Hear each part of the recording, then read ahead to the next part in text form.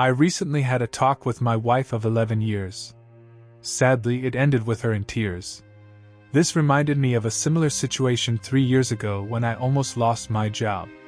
Back then, my wife Kate, who is also known as Catherine, was so upset at the thought of me missing our anniversary that she insisted I come home.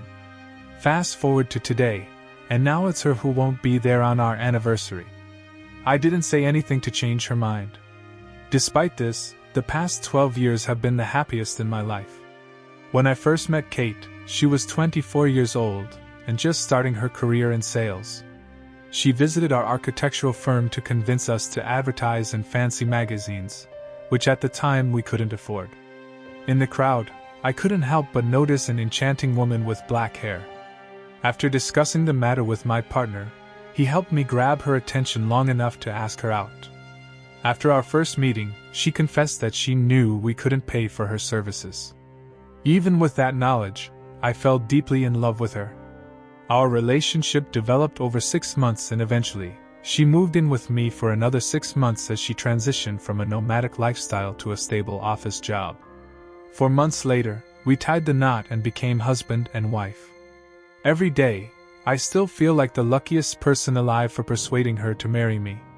With a sense of urgency, I dialed my boss number once more.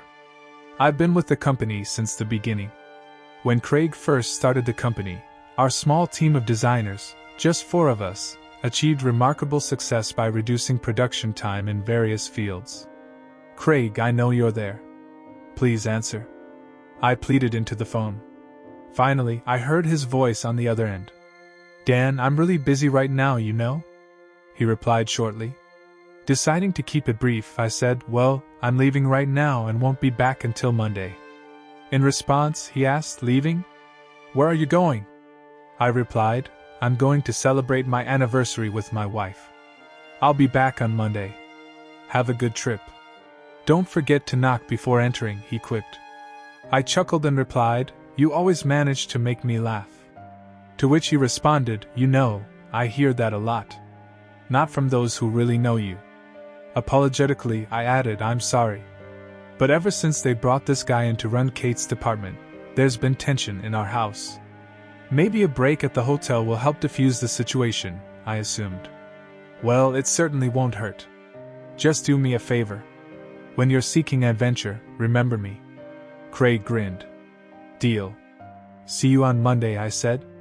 I didn't hang up right away but asked Craig's secretary, Rosa, for a favor. She knew how to work things out, and I needed a plane ticket.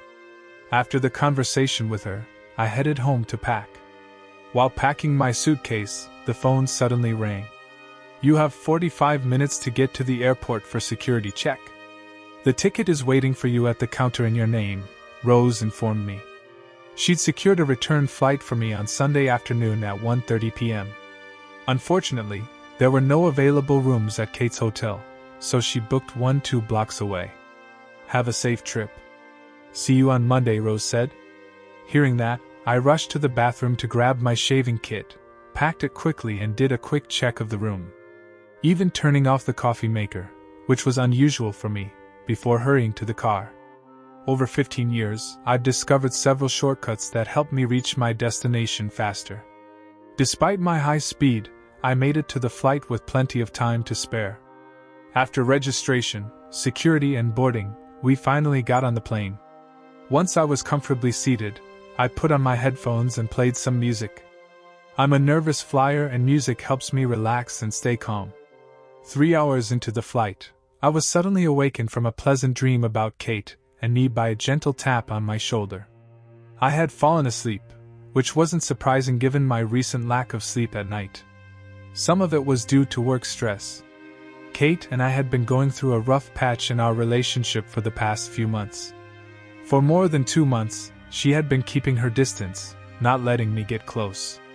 It all started when she told me about a colleague from another department getting a promotion and taking over her own. She was determined to prove that this decision was wrong and worked hard to show her worth. For the February 1st weeks, she came home exhausted, constantly discussing strategies to outshine Mr. Paul Reynolds. But over time, her determination waned. and after a couple of weeks she mentioned that they had started cooperating. I became increasingly anxious as their joint mission to win a big client approached. Thoughts of a possible romantic relationship between them crossed my mind, but Kate always reassured me. Taking my bag out of the overhead compartment, I pondered how to invite Kate to dinner quietly without giving away the surprise. After taking a taxi to my hotel, I struck up a casual conversation with the driver, who happened to mention a charming, dimly lit restaurant located between our two hotels. Sounds intriguing. I expressed interest because it turned out to be exactly what I had in mind. After checking in, I quickly showered and rushed out. I wanted to catch Kate before she left for dinner. Glancing at the clock in the lobby, I saw that it was almost 5:30. After observing the bustling street, I decided I could walk to my destination and followed the directions given by the receptionist. The stroll was easy, and I made sure to remember the charming restaurant mentioned by the taxi driver, which happened to be just a few steps from her hotel. Furthermore, when I exited the taxi, I left the driver a generous tip. At 5:50, I entered the hotel lobby and stood in line at one of the reception desks. I exchanged a smile with a woman who motioned for me to come forward. "Hello?" I greeted her warmly. "My name is Dan Cardiff. I'd like to know if my wife, Catherine Cardiff, is in her room right now. If so, I'd appreciate the chance to talk to her." "Catherine Cardiff, you said?" She double-checked, taking a moment to consult her notes. "Yes. She's a guest here. Give me a minute to check if she's in a room." With that, she dialed the room number. After a while, she turned to me with an apologetic tone. "I'm sorry, sir, but there was no answer. Would you like to leave a message?" "Not at the moment," I replied, a hint of disappointment in my voice. I was hoping to surprise her. "We have an anniversary tomorrow. I'd be very grateful if you didn't mention our conversation," I requested hopefully. "No problem, sir. I assure you," she reassured me. "I didn't catch everything she said." "I wish you a wonderful day tomorrow, sir," the woman added politely. "Thanks. I'm thinking about going to a restaurant. Maybe luck will be on my side," I responded. "Good night." I bid her farewell. Heading to the far end of the lobby, I spotted a noisy hall packed with people engaged in various activities. Working, serving, sitting, eating. It was very crowded, and I knew the chances of finding her there were slim. Then, I noticed a restroom located on one side, closer to the back wall. I searched all around, scanning left and right, desperately looking for any sign of her presence. Despite my efforts, she remained elusive. After finishing my business, I settled near the corridor entrance, and once again scanned the room. It seemed futile. Finding her in such a crowded place was nearly impossible. But then, I unexpectedly caught a faint sound of laughter reminiscent of hers.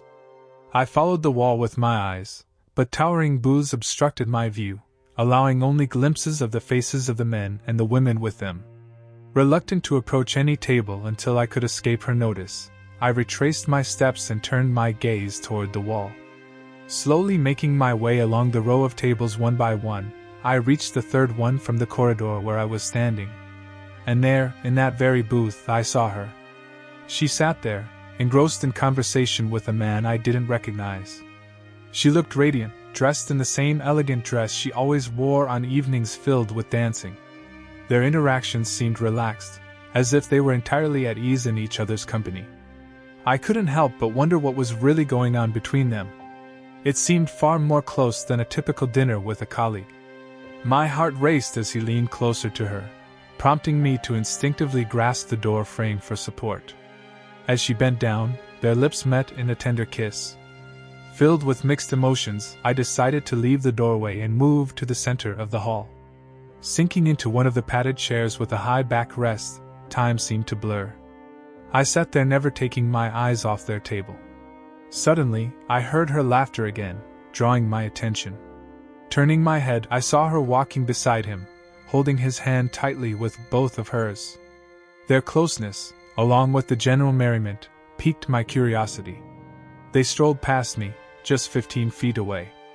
and even though they conversed, my focus was solely on the adoring expression she wore as she gazed at him. It had been a long time since I had seen such an enamored look.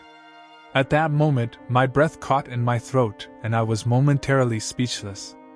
I headed for the exit, my expression likely betraying my displeasure, fueled by a surge of determination. I walked straight to the sidewalk. I couldn't take my eyes off them. She clung to his arm, leaning affectionately against him. I watched as they walked down the street, eventually turning a corner and disappearing into a restaurant I had noticed earlier as I snapped out of my trance. I hurriedly headed for the door. Suddenly realizing my surroundings, I decided to slow down, giving them ample time to move away from the entrance. I came to a halt, taking a few deep breaths in an attempt to regain my composure. Undoubtedly, there was meaning in the expressions on their faces. But I desired more, even though I couldn't fully comprehend what it was. Summoning my resolve, I pushed open the door and cautiously entered, staying close to the wall since the entrance was unattended. I patiently stood there, waiting until my eyes adjusted to the surroundings, surveying the room. Finally my gaze settled on them. Sitting at a table meant for two at the far end, I made my way there, clinging to the walls with my hands. As I sat down at a small table, the waitress promptly appeared behind me. "What can I get for you, dear?" "What'll it be?" she inquired. I replied, "Double scotch on the rocks." I overheard their conversation. "Our meeting tomorrow isn't until 10 o'clock, so we can celebrate late into the night," he said to Kate in a hushed tone. "I'm glad you didn't let him manipulate you into going home. We wouldn't miss our 2-month anniversary for anything." "I can't believe it's been 2 months," she exclaimed. "And it could have been longer," he remarked. "If only you had accepted my offer at the end of my first week at work," he reminisced. She laughed and added, "I had to play the innocent girl with you, considering that I'm supposedly married." She shook her head in disbelief, recalling the moment when he approached her in the presence of Marge and asked her out, fully aware of his marital status. "Marge actually told me that you liked me," he mentioned. "We should do something nice for her because she played a significant role in bringing us together," Kate suggested, as the waitress approached, served their drinks and swiftly walked away, raising their glasses.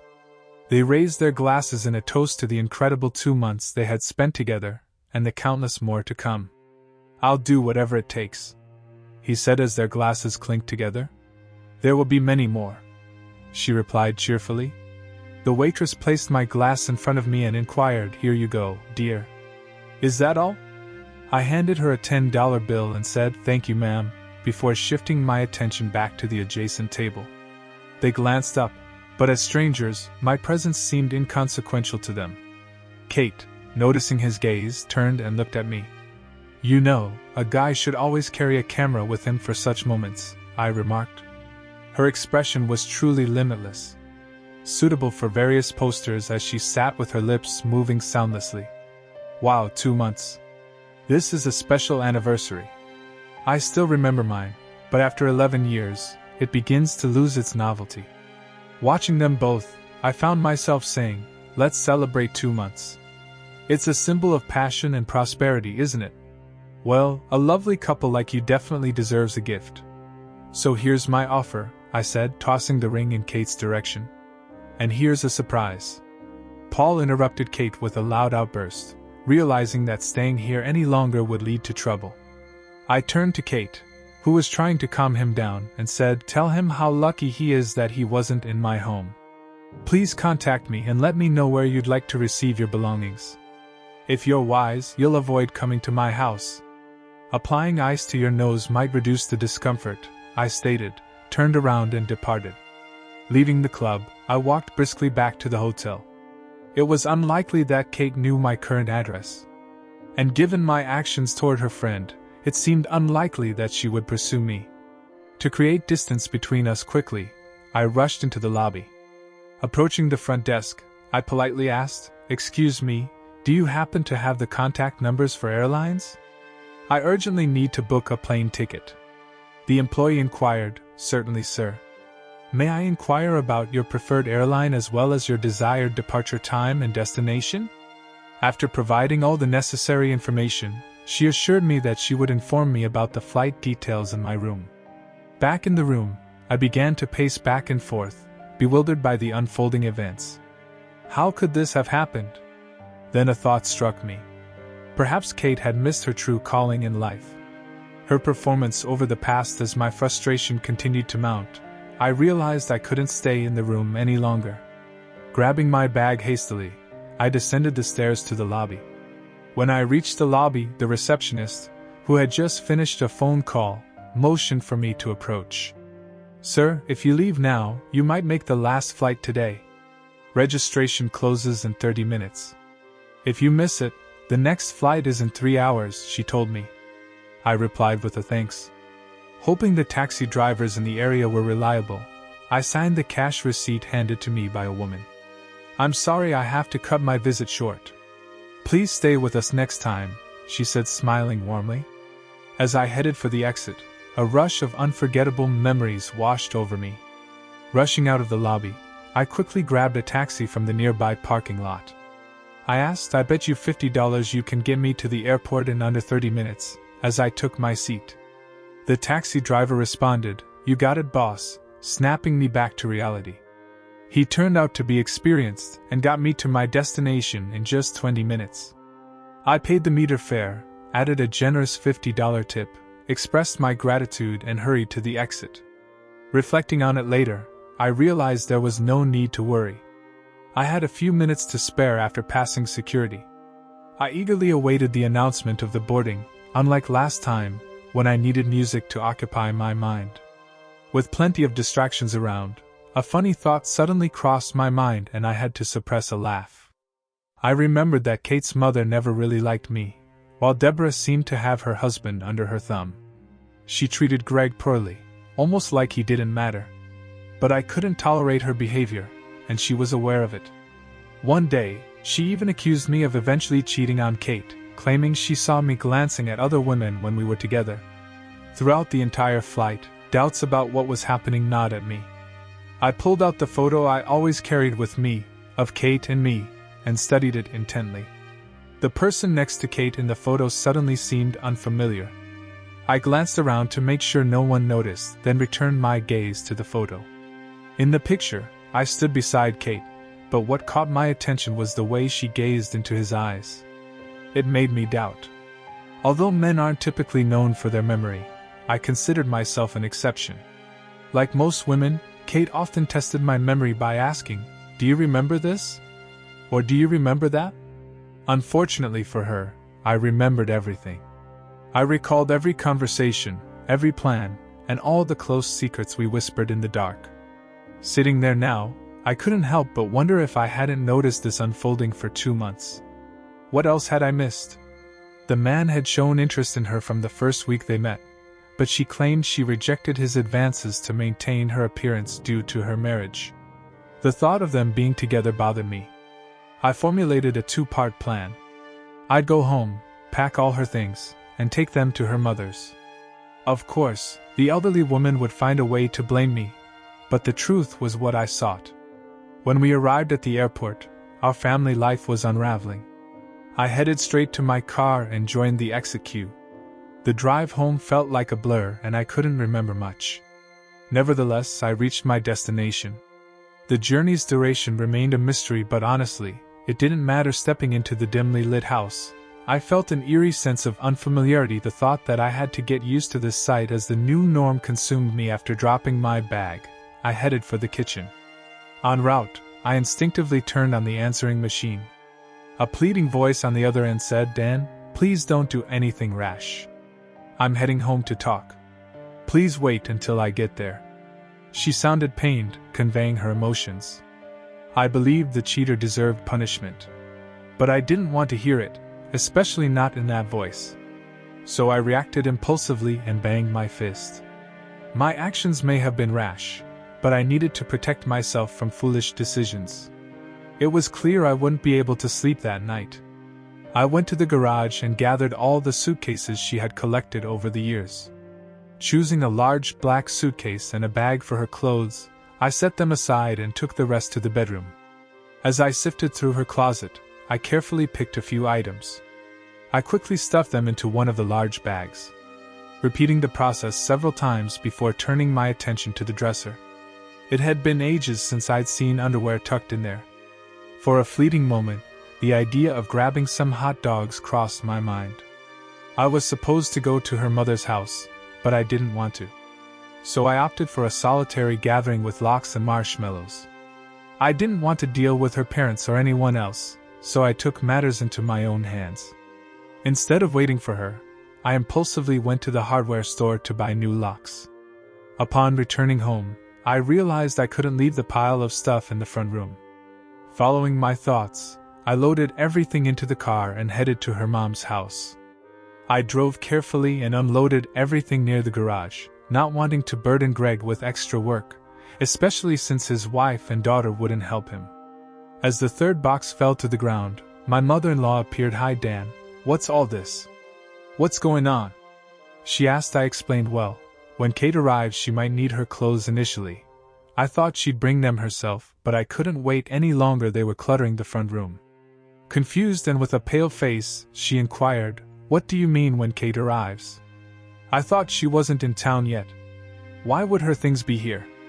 "Deborah, I'm not entirely sure how she plans to sort things out, but I assume she might stay with you temporarily.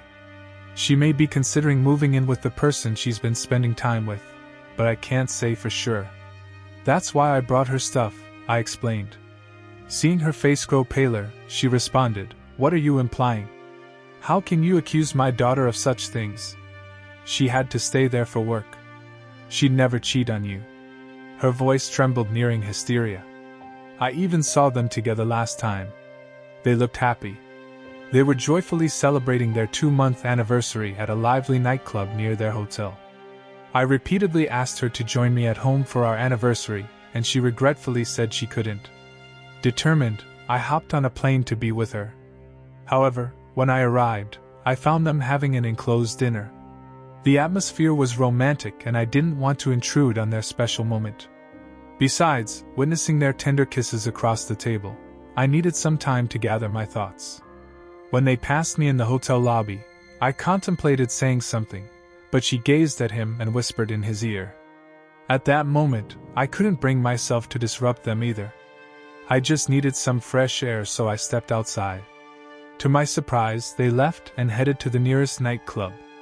I sat at a table nearby and overheard her saying she didn't want to leave him on their 2-month anniversary, and he corrected her, saying it was their 3rd month. It dawned on me that if I wanted to leave, I'd have to intervene. I tried to stay inconspicuous, but I knew I had to find evidence. After 10 years of sobriety, I took my first sip of drink. It had been 10 years since Kate expressed concern about my drinking, which she believed could jeopardize our marriage. In response, I gave her my wedding ring, thinking it was a sensible gesture to give each of them something of their own. But honestly, I preferred his gift over mine. Now, as I awaited her return and the inevitable dramatic confrontation, I was sure she'd seek shelter at my doorstep for a while. I stated this to shock her. "You're lying. How can you say such things about your wife, whom you've been with for 11 years? She's told me everything. She's deeply troubled by it. I'll never refer to this woman as my wife again. You might feel obligated to support her because she's your daughter, but I have no such obligations. I witnessed everything firsthand. And for the past 2 months, I've been living alone, while she's been living with him since he joined this company. It's astonishing to see how she's changed given the upbringing you provided." She looked me in the eye for 3 months straight, lying to me every day without a hint of remorse. "If you think I'll allow her back into my home, then you're even more foolish than she is. However, it's your choice what to believe, and that's your issue. Personally, I've chosen to cut my losses.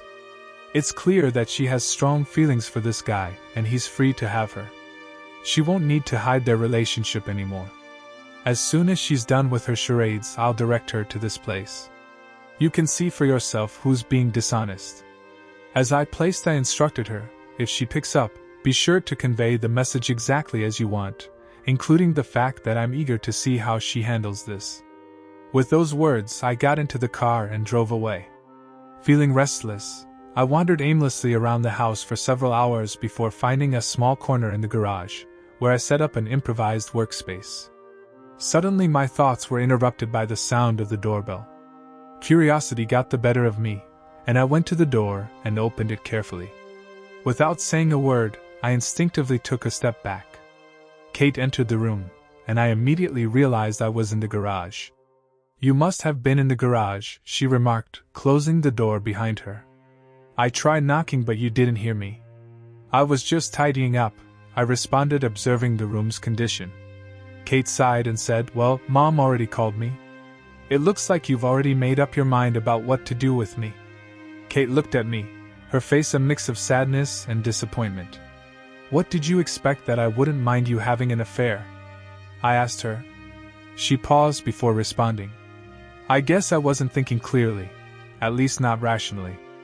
I was overwhelmed by disappointment. It's a shame because all I did was think." I confessed. "You see, there was no one around to distract me from my thoughts.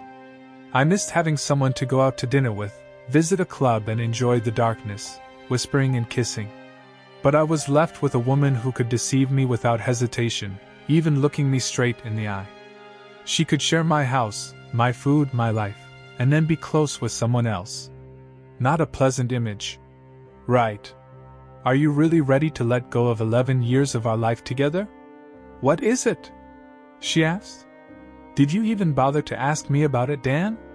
Would it have bothered you if I had a real relationship with someone else instead of just playing games? I thought that such an important question would stay with me. But it doesn't seem to matter anymore, does it? Now you and the person whose name I can't even remember can move on freely without caring about me. No more struggles over deciding whom to spend our anniversary with," I said, heading for a chair. "I think I understand your perspective," Kate replied. "Do you truly understand, Kate? Because I genuinely doubt that you do. You see, for you, it was just an act of infidelity. You probably found a way to justify it, maybe even shifting the blame onto me. Could it have been, Kate? Perhaps my actions drove you to be involved with someone else?" I inquired. She lowered her head and replied, "No, I don't blame you for this. It just happened. Having an affair with someone other than a spouse for 2 months isn't an accident. It takes effort and, moreover, secrecy. To continue the affair requires additional effort. And let me tell you, honey, you're playing the role well. I fell in love completely and unconditionally. It's unbelievable that you both managed to find time for your game. I can't even imagine how it feels to laugh about cheating on me. And that tearful phone call last night, it was a real performance. Maybe you should consider a new career. Your performance could easily outshine the last 3 Oscar winners." I must admit, I had a brief moment of uncontrollable laughter. Just a quick unintended outburst before I stopped it. "I don't know where it came from, but it's clear that you don't love me. If that's how you treat someone you love, please spare me your anger. How can you believe that I don't love you after 11 years? She protested, indignant. "Listen, Kate. Since you seem to enjoy asking questions, here's one for you, given your deep introspection. You know how you usually react to various situations based on this. Imagine that I found out you had a close relationship with another man, but it was a one-time occurrence, not a long-term affair. How do you think I would react?" I asked. She leaned toward me and replied in a soft tone, "To be honest, I think I would have asked you to leave our house and started divorce proceedings." I thanked her for her honesty, and admitted that I had expected such a reaction, even imagining that she might throw something at me. "But who knows?" I mused aloud. She responded with a faint smile. "Perhaps. And now imagine that for nearly 3 months, every day we spent together meant nothing to me. It was all just an act, a facade to deceive you into thinking our relationship was thriving. In reality, I was going through the motions while my heart belonged to someone else, spending entire days with my mistress after leaving you. Can you honestly believe that I love you after nearly 13 years? Show me some confidence, Kate," I said seriously. "It's as if you're implying that you don't care about this situation. The time we spent together was very valuable to me. It wasn't just casual conversation. I genuinely enjoyed being with you," she said, Do you recall the last time we were close, Kate? When was the last time you initiated one of our affectionate kisses? When did you last act like my wife, Kate? After what I've witnessed and heard, I find it hard to believe you're standing here telling me you love me. I'm not naive. I overheard you discussing him with that gossip March as soon as he arrived at the office. And then, to top it off, you both came up with the idea of giving her a gift for bringing you two together. It seems like you've already found your next bridesmaid. All that's left is to find his best man, and the wedding banquet will be ready. I commented, reclining in my chair. So it turns out you're just like me after all. Should I expect a server to show up at my doorstep? Kate inquired. What is it? She asked. First and foremost, I need to know where you're going to live. You won't find a process server waiting on your doorstep to deliver the divorce papers. I've reserved that privilege for myself, that's it. The case is closed. Escape from Kate and move forward. If you happen to see me with someone else, please don't try to intervene, I stated. What are you trying to prove with this? Kate asked. I probably didn't think I needed to prove anything to you. What I did for myself, not for you. Why would I fight for a man like you? Those who respected me so little thought that I would tolerate, or make excuses for the way you treated me. When I gave you the ring, it was a clear sign that you were done. I don't want to invest my energy in something that no longer matters to either of us. I can't forget or forgive. And based on your past and present behavior, it's evident that I'm not a priority for you. So it's time for me to leave you, Kate, and move on. I don't pretend to understand how you expected everything to end, but you certainly ruined everything. Now it's your turn to sleep at his place, I said, locking eyes with her. You're kicking me out and keeping everything for yourself. To be honest, it seems unfair after 11 years, she replied. It always comes down to a deal, doesn't it? Well, that's settled. If you need a house, you'll have to pay for it. As for me, I want to keep the house. I've fallen in love with him. With the extra space, I can finally transform it into what I truly desire. I assumed you and Bast had already found a place, I said. His name is Paul, she corrected. I couldn't care less about that. Really? Do you think he has nowhere to live? I asked. Well, of course he does, she responded. In that case, problem solved, I remarked. I was waiting for your answer, and then it occurred to me. So I guess you don't think his wife will agree to this arrangement, I said, noticing her expression. Wait, did you find out everything about him? How did you know he was married? She asked seriously. This isn't a joke. You really think I'm naive, don't you? Why else would you be here, Kate? So what's the deal? He doesn't want to divorce his wife for you. I hope you haven't seriously considered coming back to me. I've contemplated this particular question. I considered the possibility that our relationship had lasted 11 years. However, upon reflection, I concluded that we're done. This decision was made by you. Let's reminisce about those incredible 2 months you spent together, and hope for even more in the future. Keep in mind, as I mentioned before, when I gave you the ring, it signified the end. Please refrain from making excuses about our 11-year history. Those years didn't matter to you in the past and don't matter to me now. Therefore, I'll compensate for those 11 years with a set of legal documents as soon as they're prepared. The house offer remains unchanged. If you don't want to leave the house, you can come back and take whatever you want. It appears you're ready to move on without any hesitation. Divorce me and go on your way. You may be trying to elicit my sympathy, but I want to make it clear that I'm moving on from someone I can't trust living under the same roof with me. I will never trust you again. So what's your plan? Do you want to keep the house for yourself? I asked. No. I have no desire to keep this house. Give me a few days to find a new place, and I'll likely take a significant portion of the furniture, she replied, taking her hand out of her pocket. What should I do with this? She asked, handing me the ring. Do whatever you want with it. Oh, I have an idea. Why not use it as a toe ring? It would fit perfectly on your big toe, given how you treated him. I might actually find some use for it, I suggested. Okay. You know what, I could use some extra money. Maybe I'll pawn it, she warned. Well, you won't get much for it. They buy these things by weight and most likely, you won't even get $30. You can't buy a genuine gold ring for your finger for $30. But that's just my opinion. It's your ring, so do as you please with it, I stated, turning towards the door. Did you get all my stuff out of the closet? She asked. Yes. I got everything. Though I was a bit annoyed with the furniture at the time. I'll call you in a few days. I have to admit, I didn't pack your things very neatly. I hope you still have clean, unwrinkled clothes after the trip, I commented. May I take a look? She inquired. Of course, don't be shy. You know where everything is, I said, noticing a slight frown on her face. I waited patiently as she inspected the room. I could hear her rummaging in the bedroom, then in the closet, and finally in the bathroom. A few minutes later, she returned downstairs, hastily packing cosmetics into a floral zip-up bag. You were thorough.